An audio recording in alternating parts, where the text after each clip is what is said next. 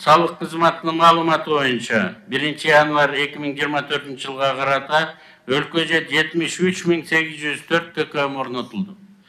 Жалпысында Алматы шаарында эле 158.000 контролдук кассовый машина бар. Бир шаарда. Биз республика боюнча болгон 73.804 контролдук кассовый машиналарды бүтүрдүк. Мукташтык дагы бар. Бизге жеткен маалыматтар боюнча 51.429 ККМ керек болуп атат. Мукташтык базарларга эле 33.423 1-июлга чейин түшүндүрүү иштери жакшы жүрүш керек. Жана кое тургандарга биз колубуздан келсе бекер барын таратканга аракет кылышыбыз керек. Базар эместегилерге 18.000ден ашык ККМ мукташтыкты жабышыбыз керек.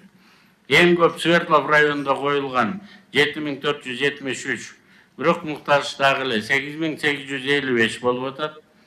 Ленин району боюнча болгону 4.983 ККМ коюлган, мукташтык 10.837.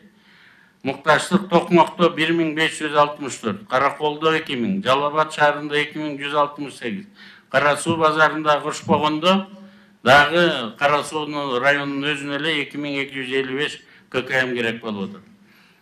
Кыргыз индустрия мекемесине кескин түрдө ККМдерди чыгаруу көбөйүш керек. Азыр мына 30.000 контролдук кассовый машина аппараттарын биз заказ кылдык.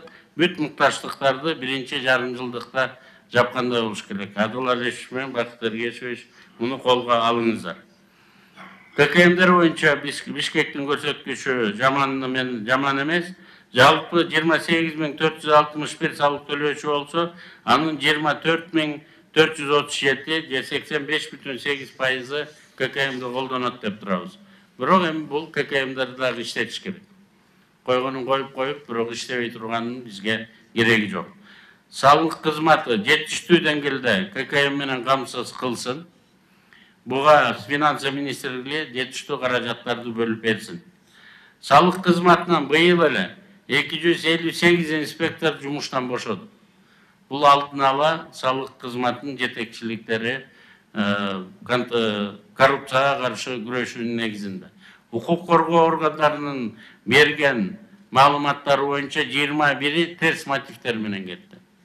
Салыкчыларга элдин контролу катуу күчөгөнүн дагы бир жолу эскерте кетем.